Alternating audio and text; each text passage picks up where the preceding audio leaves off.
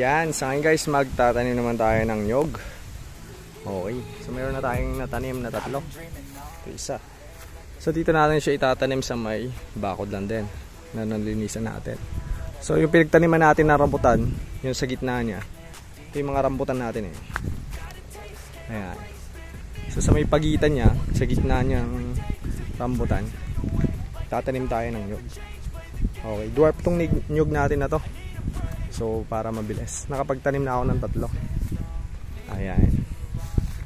So magtanim tayo. Doon yung pang-4. So 8 tong kinuha ko na to eh. Let's go.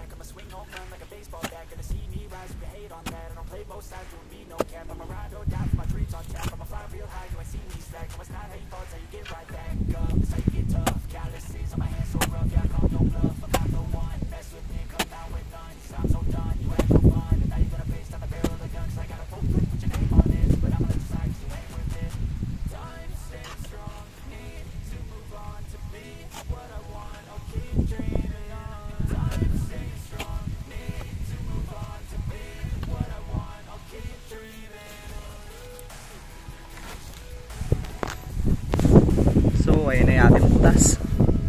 So ito yung palad natin. Siguro 1-2 dangkal yung circumference niya. Tapos 1 dangkal at kalahati lalim.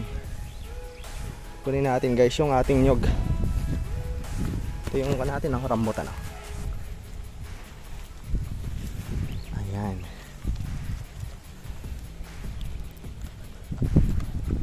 Woohoo! Pag nilagay natin siya, ayan, ganyan siya. Kumbaga mayroon pa siyang espasyo sa gilid. So ang tatabunan lang natin dyan ay yung gitna niya hanggang labas yung konti. Ayan, basta makaugat lang siya. Tapos yung the rest, istakan niya ng tubig para kapag nagtagaraw, nagdilig tayo, eh talagang maistakan siya ng tubig. Ayan. So goods yan, goods na yan. So maluwang pa espasyo niya pag diniligan natin ng tubig mamaya, para siya lang ang higop. Hindi ko saan tumatapon yung tubig natin, dito lang sa may parte na to. Okay. So yun lang, ang ganda ng araw. Mamaya magdilig tayo, nakaapat na tayo. Ang ganda ng araw, sarap lang magtanim. So magdilig tayo after nito. Tanim ko muna yung iba pa. So yan, natanim na natin yung 8. Didilig naman na tayo. So let's go. Ayan, nadiligan ko na ito, isa na to eh. Ito na lang 3. Ito rin, tapos na itong diligan. Ito.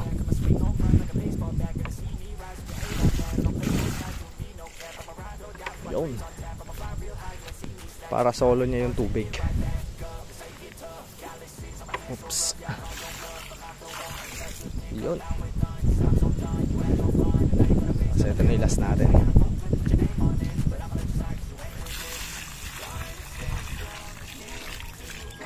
So medyo marami-rami pa yung tataniman natin, oh.